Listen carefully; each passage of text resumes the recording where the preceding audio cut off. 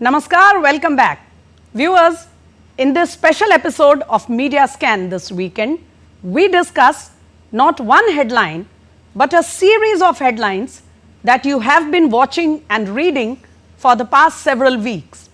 These relate to the churning, the controversies which are connected with historical characters and the reflection that has been found in Parliament, on the streets and across media channels, media platforms.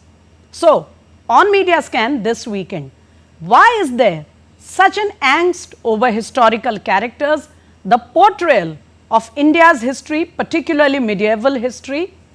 Is this only about political point scoring, or are people becoming more concerned, more curious about what they have been presented as history till now?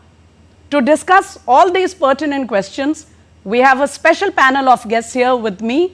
But before that, a quick look at what we are talking about.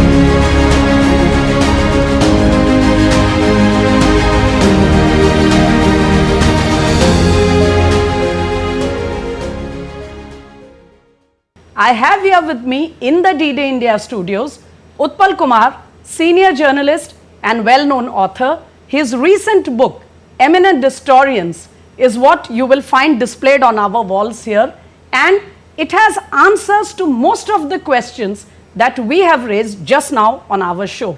Welcome, Utpal Kumar. Also with us, historian Hindol Sengupta, and also with us, joining on the show, Mrigendra Chaudhary, religious scholar. Namaskar, sir. And can I now start with Utpal Kumar? Utpal Kumar, I was just going through your book that has recently come, and there are certain issues we have been following in headlines, as our viewers also have. Number one, there is so much debate and controversy, street protest, and finally even violence over the question of Mughals versus Marathas. Elsewhere in Uttar Pradesh, there was a similar situation connected to Ghazi Salar Masood, whom one side reveres as a great religious leader, the other side says he was a looter and someone who followed jihadi violence. Also, from time to time, we have been watching various controversies, most particularly the one over whether Rana Sanga was a traitor or whether he was a hero of Indian history. Tell me, Utpal, when you look at all these headlines, what is it that your research has come up with quickly? First and foremost, it's primarily the result of the fact that our history is still not Bharat's history. The history, which we were taught, which we read, is rather the history of, the invaders. And that's why, we are still dealing with the question of whether Babur is our own hero or Babur is invader, or whether, and that's why the question of Rana Sanga also comes up. Also, here I'll like to bring out the role of our so-called eminent historians, who I call historian in my book. They deliberately at times have distorted the true nature of some of these historical characters like Babur. If you read Babur has been very factual, in fact very honest in his Babur Nama. If you read, he has mentioned about what he did, after at Chanderi, for instance, how he collected the skull of the head of the defeated Hindu soldiers. But our historians, what they did instead, they will just choose and cherry pick the things, and Babur has been presented more like like a lover of more like a botanist who loved gardens, which was far from it. He hated India first and foremost. Similarly with Aurangzeb, so the reason happens that I remember one very kind of myth created around Aurangzeb, where the victims themselves were put were blamed for problems they faced. For instance, in one of the eminent historians blamed the Pandits of Banaras for the destruction of Banaras temple, and Audrey Truscott did that. And before that, in fact, B.M. Pandey, in fact, quoted Pattabi Sita Ramaiah, saying that, that once, the Queen of Kutch were going through Banaras, and since, the Pandits of the temple, they mistreated the queens, and that's why Aurangzeb did that. The fact is there was no evidence of that. In fact, Pattabi Sita Ramaiah, when he was asked, he said he heard it from somebody. Now, history is not written by that account. So that's where I believe that history itself has been, not written properly, written from the perspective of outsiders, and that's why we are still dealing with the problems of, who is our true hero. But Utpal, you are also saying that it is not those rulers or emperors or their writers who were in their courts, etc., who they have not shied away from speaking the truth. It seems it is our historians who want to, prepare a brief for them and justify whatever they did. That is the strange Thank part. God for that, because had that not been the case, Aurangzeb would have been very secular ruler today. The fact is, when these things were happening, these people very honestly and very proudly mentioned each and every detail of destruction, because for them, it was something they were very proud of. They never thought that they are doing something wrong, and that's why they detailed every case of destruction, temple destruction, and everything they did, which today it might appear as an inhuman activity, but when it was being done, they thought they were doing the work of Allah. They were doing the religious duty which they were ordained to do, and that's why they mentioned. Had that not been the case, today, it would have been very difficult for some of us to even question the true nature of Aurangzeb, for instance, or Tipu Sultan, for instance. Okay, so that's a lot of issues on the table, but I'd like to come to Hindol Sengupta here. Hindol Sengupta, I was scanning all the statements and bites and comments of people across the spectrum during this Aurangzeb versus Marathas controversy, as also the issue of Rana Sanga, which came in the middle of it. And one point that I saw many of the journalists, the commentators, and on TV, the point they were making is that, okay, all that is being attributed to them in terms of violence or destruction of places of worship, etc. All that was done, but their explanation is it was not religious in nature. It was the norm in those days that the winner would kill people, would destroy their places of worship, and the vanquished will have to suffer it. So what they were saying is these were crimes, these things did happen, but it was not with a religious intention. How would you look at that? No, that's not true. Look, I mean, that there were medieval wars where different armies attacked each other and caused havoc is one part of the story. But in order to, to use that to wipe out a lot of history is not correct. I mean, Islamic iconoclasm doesn't have a history only in India of taking away the sacred sites of groups of people who they believe to be kafirs or idolaters or unbelievers. This is a history across the medieval world. Please understand, when Spain went under more control or Muslim control, everything that was Christian was removed.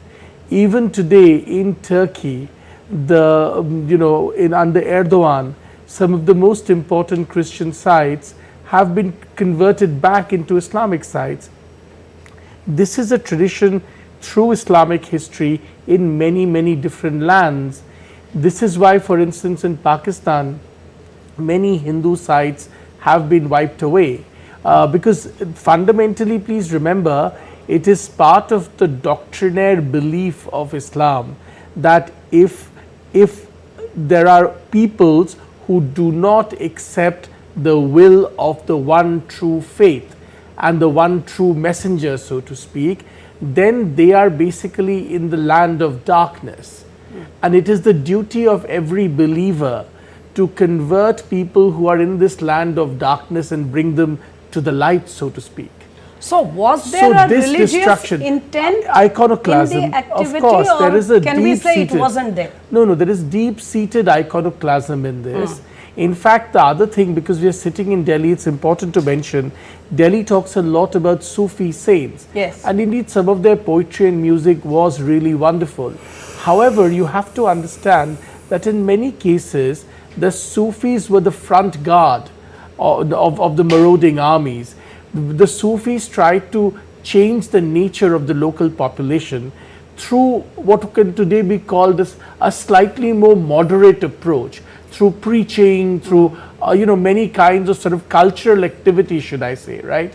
But the Sufis would only be the front, assault, as it were, in many for cases. the more bigoted. For the greater army to come in and complete the act. So therefore, this history, while I'm not suggesting that we don't today, listen to some good music, surely we can, but we cannot forget that this is a very interconnected history. And this history, while none of it can be reversed today, should also not be forgotten, which is why some of us argued that there is no point trying to uproot and diminish the tomb of Aurangzeb. In fact, what would be much better is that it remains there and generations afterwards are taught that this happened in India, so that they never forget that it happened once and so it should never happen again. Fine. This historical memory is very necessary. For the consciousness of the Yes, nation. absolutely. Allow me to come to Mrigendra Chaudhary here. Sir, one question that has been thrown by people, experts, even senior politicians, and also people across the board is, okay, let us admit all of that is being raised or questioned did happen in the past. But the question is, how long can we keep dwelling on the past? How long can we keep either becoming victims, trying to act as victims, or trying to express anger against it? And how does it help today's generation or the nation as a whole to go on talking about these things and just get totally embroiled in it? First of all, we need to understand what is the importance of history. History is like memory for a country. If a person loses his memory, he will not know about his parents, his identities. In the same manner, if we lose our history, we are cut from the root. No, the history is recorded in two ways. One is the state-sponsored writing of history.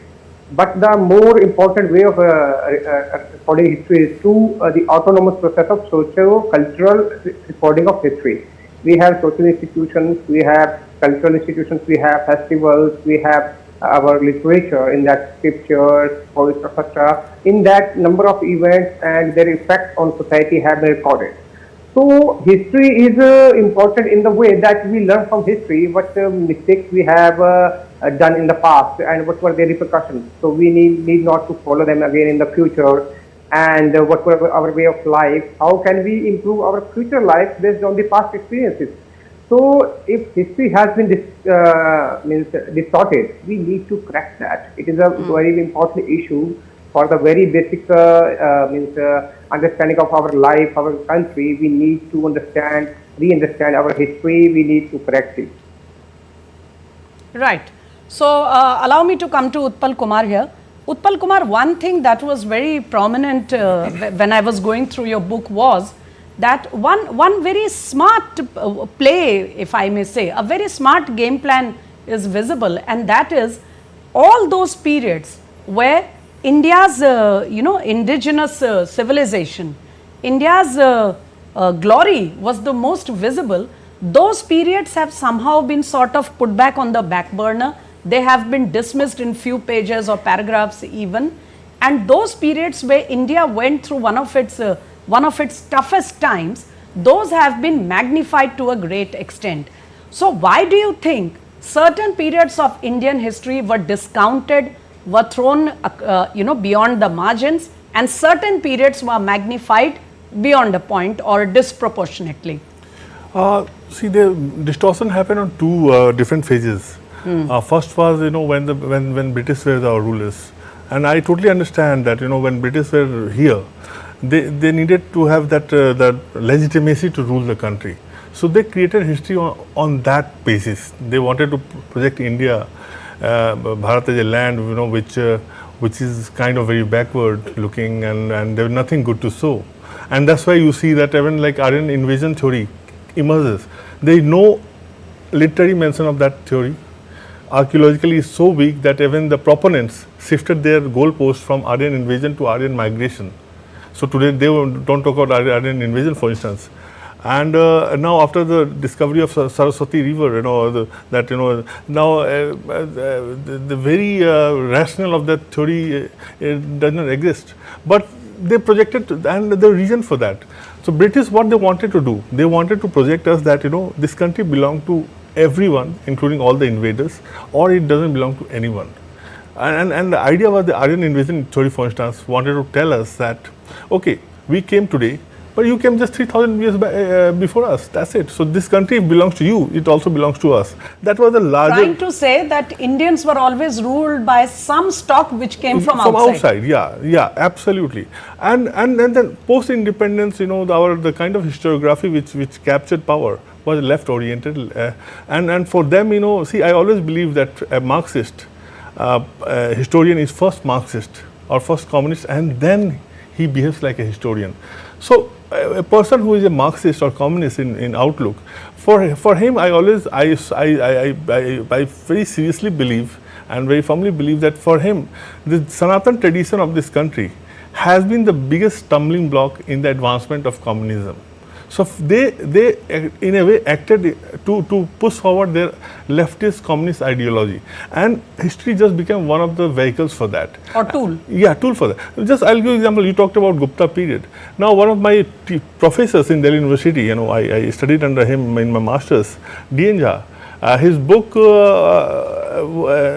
on ancient India famously said that that the Gupta period wasn't the golden period. And he said golden period lies somewhere in the future. Just like the Marx said that all good things will happen only in future when casteless and classless society will emerge. So and that's where the problem is.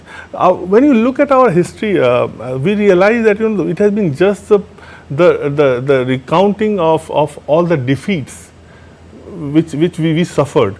The reality is that if today we survive as a civilization, as a society, then we must have won more victories than we lost.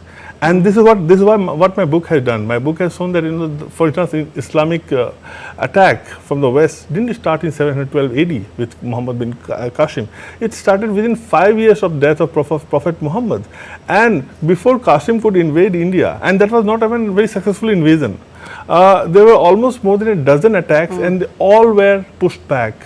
And you see from 637 AD to 1206 AD, when the first slave dynasty emerged in Delhi, 550 years passed by where they just couldn't find a foothold in this country. And this happened only in Bharat. If you see Islam spread across the world, within 100 years of the death of Prophet Muhammad, they spread on almost entire Central Asia, West Asia. They reached as far as France. Yes. And entire North Africa, they conquered. India was the only place, Bharat was the only place they couldn't go. So you are saying that India's resistance, Bharat's resistance to foreign invaders was downplayed. Yes. It was deliberately shown that we have been continuously defeated. Absolutely. And our victories have been downplayed, or they have been totally, kept away from our curriculum. That brings me to the most important question of this conversation. Hindol Sengupta, there have been efforts to right the wrongs. Perhaps this book is one such milestone in that effort. There have been other books by Sandeep Balakrishnan and other people, and of course many established historians also. The question is, can it really be righted to the extent that people feel they have got a true picture? Is there even a possibility left now? Is it practically possible? And the changes in curriculum that have been effected, the new education policy, all these efforts of the government and non-government agencies, have they been able to bring some semblance of change so that people are not caught in that mire as it was till recently? So it all depends, Smita, on what you mean by writing history. If you mean by writing history, can we go back and bring solace in some senses and change all the people who were, say, murdered in iconoclastic attacks on India? No, of course you can't. I mean, you can't take a time machine and go back and change that, right? However, what you can do is consistently revise history. And the reason, let me give you the first very practical reason why you need to do that. All professional historians who are serious about history, all of us know that with time, new ways of looking at things emerge. Sometimes new archives open up where we get new documents which tell us new things about certain incidents which we didn't know before. Yeah, that happens worldwide. That happens worldwide, and that actually did not happen for a long time in India, because in India what we did is we created something called canonical history, which is that somebody wrote something, you know, and that's it. Bipin Chandra wrote something and that is the final word, but it can't be the final word. That's not how it works. The other thing that you can resolve is what I was referring to earlier. Societies that have gone through immense pain and suffering need periods and processes of truth and reconciliation. Now that reconciliation has to be first dealt with truth. History is a measure and a methodology of accessing what was the truth. Now once you get to the truth from all sides, so to speak, you can begin to build a process of reconciliation. But if you try to consistently erase the truth and lie about the truth and consistently spread falsehoods, you know, D.N. Jha was mentioned. A lot of the stuff that, I mean, no disrespect, I mean, he's no longer with us, and he was a, you know, in his time he was a senior historian, but there was so much ideology in the way that they looked at India, people like D.N. Jha, that they never really understood their own country, and I feel very, at a level I feel very sad for them. They were so prejudiced and so hell-bent on pushing their own ideological political agenda. Look, everything is politics. I'm not saying there's politics in everything, right? But they put politics so upfront in their work that it really diminished the very basis and the sanctity of their work. I have no doubts that in 10 years, no one will be reading D.N. Jha anymore. Now, so therefore, this is, and it's a tragedy, you know, he had an opportunity to transform the minds of hundreds and thousands of students over a long career. So look at the kind of damage all this has done. You know, D.N. Jha wrote this book about the cow in Indian civilization, right? Quoting Shatpath Brahman, etc. You know, there are so many misquotations, so many falsehoods, so many misrepresentation of what the original Sanskrit means, so many things taken out of context. To do what? To prove what? You're diminishing your own country. I feel very sad about this. So therefore, I think the process is needed to cleanse the system of things like this. And look, today, say Utpal has written this, right? 10 years later, the same incidents might be looked at through a different archive. That's a natural process, right? However, we should really not try to color this work with very petty personal agendas. Understood, understood. And finally, just time enough left to speak to Mrigendra Chaudhary once more. Sir, we were, Hindol Da was just telling us about having an open mind when we approach history and not, you know, make our ideological prejudices or ideological hangovers so stark that we just cannot see the truth lying before us. One evidence of this that I can remember is in the case of the Ram Mandir. We have just celebrated Ram Navami, and for a long time when the case was going on in the law courts of the country, there was so much evidence, there was such a plethora of evidence coming out about the temple, but experts of a certain viewpoint kept not only denying those evidence, they were just not ready to look at it even from an open mind. In the light of these developments, do you think this struggle for Kashi and Mathura, which also makes headlines from time to time, how do you think it is going to progress in that direction? Because both those cases are also now in the purview of the law courts. I have told earlier that history is recorded in two ways. One is in the socio-cultural institutions and socio-cultural processes, and another one is the state-sponsored history. Whenever the foreign invaders attacked India, they first attacked the temples, the universities, all other architectures, so as to destroy the, what are temples, what are architectures? They are the recording of historical events and the culture of a country. So they destroyed the means proof evidence of the earlier history, and they they force the country to adopt their own version of history. If you can see that number of sites in Harappa and Mohenjo-daro, they were underground, they were out of the reach of the invaders. When they excavated, we got number of evidences that we have a very more evolved civilization.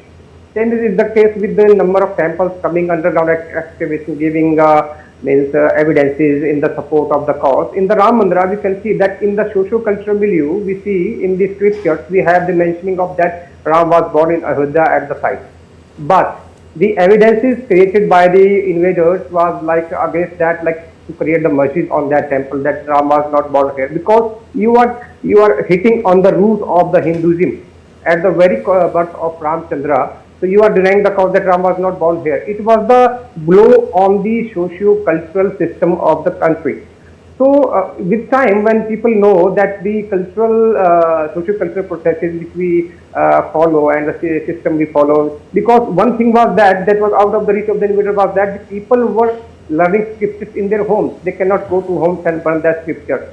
Where our culture has been preserved, now there is a conflict between the internal familial scriptures or knowledge or stories and the outside evidences. If the conflict will go on one way or the other, but I think in the future the conflict will go in the favor of the we can say the Hindu scriptures, all that, or the processes we are following. In favor of the temples, you are saying, in the case of Kashi and Mathura. We are reviving our history. We are creating evidences again that we were a civilization. We were like that. We have certain processes. Fine. And yes. Point taken, Mr. Chaudhary, but I am afraid that's all the time we had on this episode this evening. Thank you very much, gentlemen. Mrigendra Chaudhary, Utpal Kumar, Hindol Sengupta, for finding the time and for such an enlightening conversation in such a short time. Thank you, gentlemen. So, viewers, as you just heard our special guests, it is one thing for kings and emperors and invaders to try to wipe out the signs of a certain civilization in order to establish their suzerainty, their hegemony. But experts, particularly historians, are expected to have an open mind no matter what their political affiliations. Sadly, this has not happened in our country. While we must avoid the street protests and political controversies, the effort to have the true picture of India's past is in everybody's interest. On that note, it's a wrap up on Media Scan for this weekend. Do join us next weekend for another episode on national importance. Till then, namaskar.